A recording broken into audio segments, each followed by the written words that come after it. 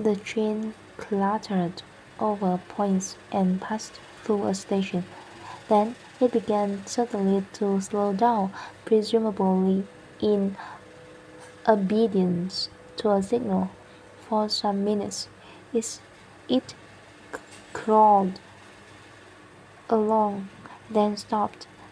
Presently it began to move forward again.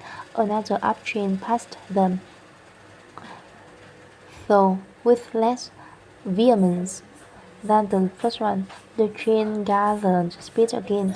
At that moment another train, also on a down line, swerved inwards towards them for a moment with almost alarming effect. For a time the two trains ran parallel, now one gaining a little, now the other. Mrs. Cutie looked from her window through the windows of the parallel carriages. Most of the blinds were down, but occasionally the occupants of the carriages were visible. The other train was not very full, and there were many empty carriages.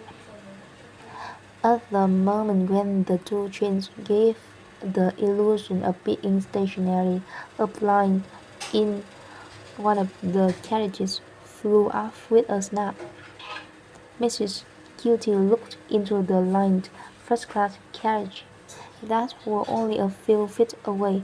Then she drew her breath in with a gasp and half rose to her feet. Standing with his back to the window and to her was a man. His hands were round the throat of a woman who faced him, and he was slowly, remorselessly strangling her. Her eyes were starting from their sockets. Her face was purple. As Mrs. Cutie watched, fascinated, the end game, the body went limp and crumbled in the man's hands. At the same moment, Mrs. Cutie's train slowed down again and the other began to gain speed. It passed forward, and a moment or two later it had vanished from sight.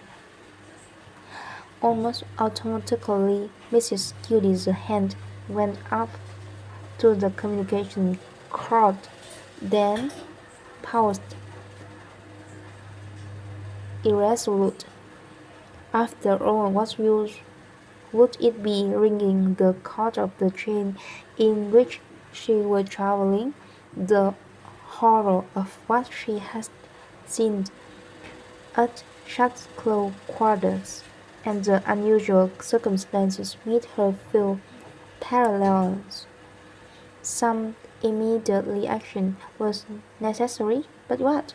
The door of her compartment was drawn back, and a ticket collector said, "Ticket, please."